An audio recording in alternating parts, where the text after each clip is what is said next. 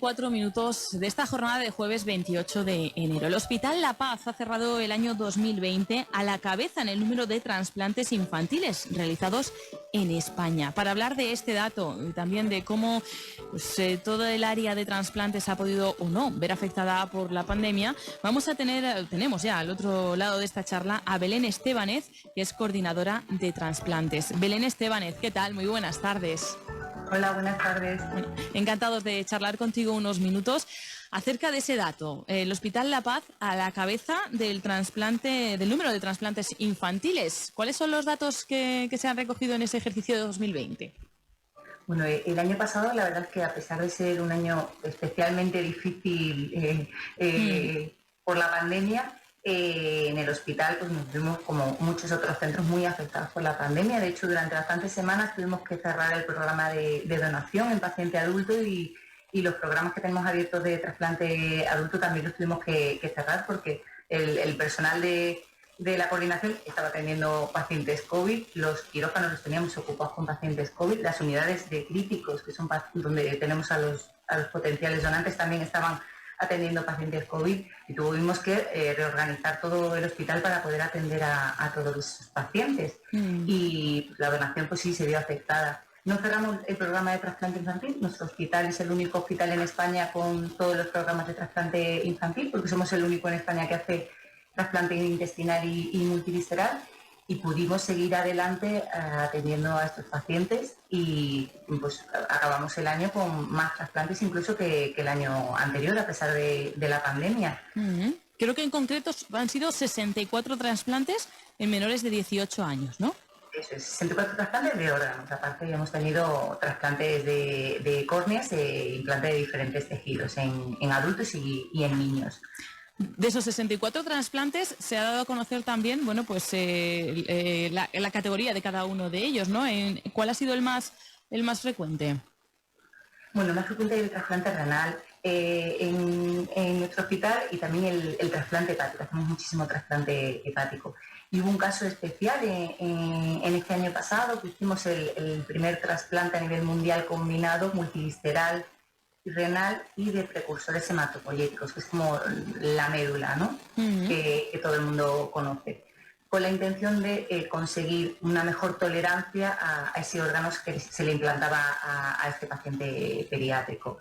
La verdad es que los resultados han sido de momentos muy, muy buenos. En el trasplante infantil como en el trasplante de adultos, ¿también se diferencia entre, trasplante en vida y de trasplantes después del fallecimiento? Sí, hay órganos que se pueden trasplantar de donante vivo y de donante... Hemos perdido un segundito la conexión y no quiero perder esa información. Decíamos que sí, ¿no? Que existen. Sí. Hay pacientes donantes vivos que pueden donar uno de los 2 riñones que tenemos y un trozo de hígado, que esos son los trasplantes que realizamos. Es verdad que hay en otros países se puede hacer incluso el trasplante pulmonar, pero aquí en España no se hace, tenemos donantes de muerte encefálica y donantes a corazón parado, que sería el donante en asistolia.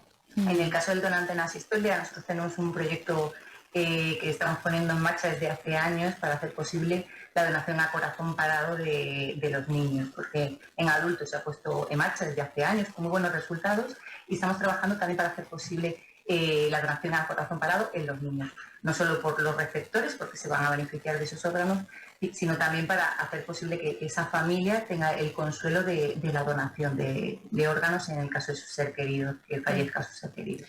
Me ha parecido muy interesante esa expresión, Belén, el consuelo de la donación de órganos, porque justamente le iba a preguntar por eso, que claro, los trasplantes, las donaciones, pues tienen su cara alegre, ¿no? Que es de las personas que pues logran pues ese trasplante que les llegue en una situación complicada, pero tiene siempre esa otra sombra, ¿no? Que es la de esa situación de pérdida para muchos familiares, sobre todo en el caso pues de trasplantes que no son en vida.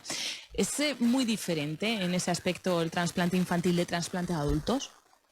Bueno, en el caso de los receptores pediátricos, los donantes pueden ser donantes pediátricos y también donantes adultos. Ujú. Cuando el donante es un niño, para mí personalmente es especialmente complicado porque no puedo evitar el ponerme en lugar de esa madre porque podría ser yo la que está al otro Sí. lado de la mesa. Y desde luego las entrevistas más duras para pedir la donación de órganos han sido en el caso de niños, Ujú. sin lugar a dudas. Siempre es muy difícil el hacer la entrevista de donación cuando el donante es un niño. También en adultos jóvenes es muy complicado el que unos padres sobrevivan a la muerte de su hijo, es muy complicado, sea la edad que sea, eso sí es verdad, especialmente en los niños. Se nos encoge el corazón, es normal, Me inevitable. imagino. Pero quedaba también ese consuelo, ¿no? También se aborda desde ese lado. Sí.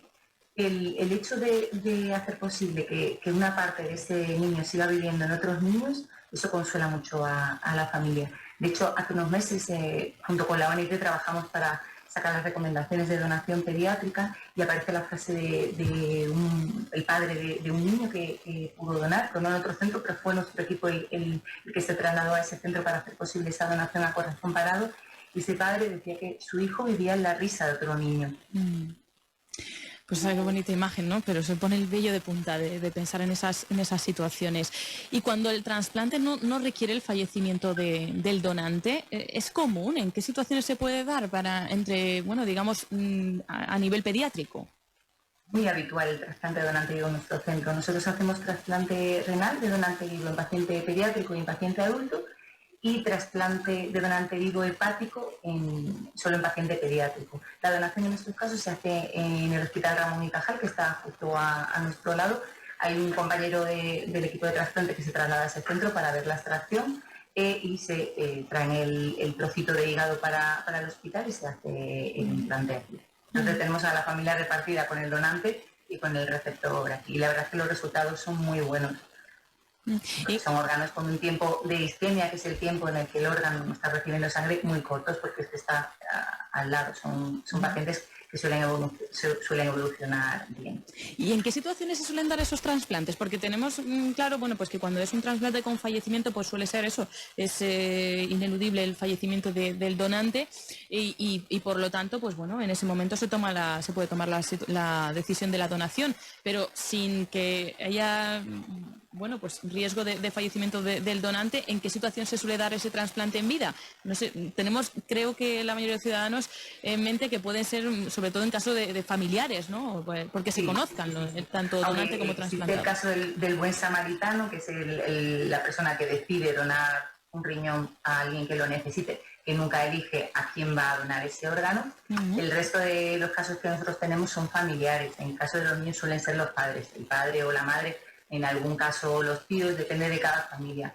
Normalmente es la familia la que se ofrece, nosotros no los clínicos que llevan a esos receptores hablan de la necesidad del trasplante, de la opción de donante vivo y la familia es la que se ofrece.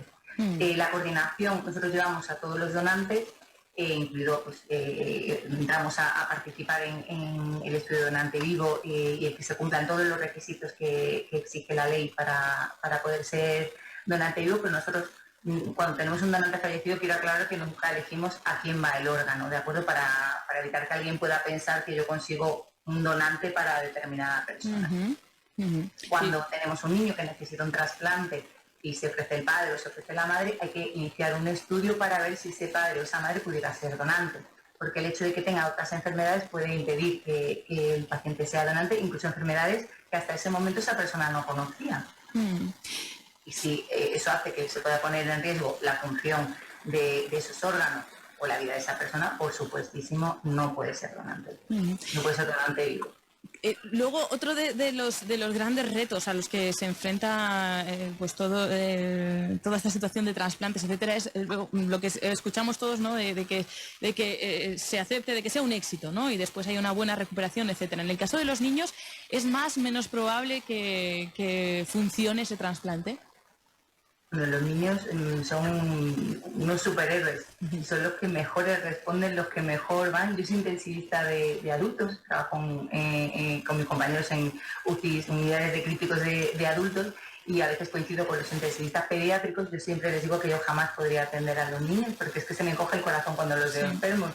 Y ellos me dicen, pero si es que los niños responden fenomenal, son los que van mejor, son los más agradecidos, los que además enseguida están con una sonrisa, tirando para adelante, y son genial poder tratarlos. Y es que es verdad que cuando un niño recibe un trasplante, lo ves al día siguiente porque nos pasamos a ver qué tal va el receptor, nos asomamos así a la puerta a ver qué tal está, y enseguida responden, enseguida van bien. Es verdad que hay niños que tienen complicaciones y no tienen la evolución que todos desearíamos, pero en general van mucho más rápido, evolucionan mucho más rápido y mejor que los adultos.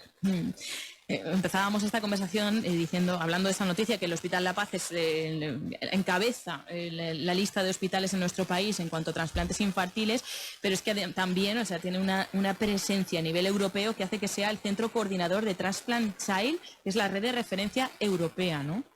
Efectivamente. Es la única red asistencial europea que lidera un hospital español, y es el Hospital La Paz el que lidera esa red, y es una red dedicada al trasplante infantil. Porque aunque hemos avanzado mucho a lo largo de los años, todavía nos queda mucho que avanzar, mucho que investigar, y es fundamental el hacer un abordaje multidisciplinar, y además que no solo sea a nivel nacional, que sea a nivel internacional, ¿no? Que todos nos podamos ayudar, no con intercambio de pacientes, sino con intercambio de información, con recomendaciones consensuadas, con guías que nos ayuden a mejorar día a día, porque de eso se trata, de conseguir que los niños no se nos mueran en lista de espera porque no tienen opción a llegar al trasplante, que ya nos ha pasado en este año, a pesar de todos los esfuerzos, porque hay que seguir adelante, hay que seguir investigando. Y supongo que seguir pidiendo también la solidaridad de todos, ¿no? Mucho se habla de que nuestro país está a la cabeza de donaciones, y eso, bueno, hay que seguir trabajando, ¿no?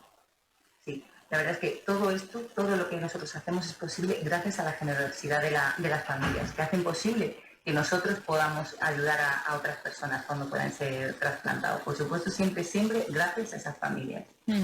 64 trasplantes de órganos en menores de 18 años es lo que ha realizado durante el 2020 el Hospital La Paz. No nos olvidamos que también 48 trasplantes de órganos en adultos, pero queríamos hoy hacer especial hincapié en ese trasplante infantil que tiene, como ya nos ha contado la coordinadora de trasplantes Hospital La Paz, pues una personalidad propia, ¿no? Por todo lo que engloba, y hoy queríamos pararnos a reflexionar acerca de ello. Belén Estebanez, que es coordinadora de trasplantes Hospital La Paz, muchísimas gracias por habernos atendido. Gracias a vosotros. Y enhorabuena por lo conseguido, a pesar de todo, ¿no? Que decían, a pesar de toda esa pandemia, como nos contaba al principio, en este año a través del programa de trasplantes. Gracias. Muchísimas gracias a vosotros. Un saludo. Hasta luego.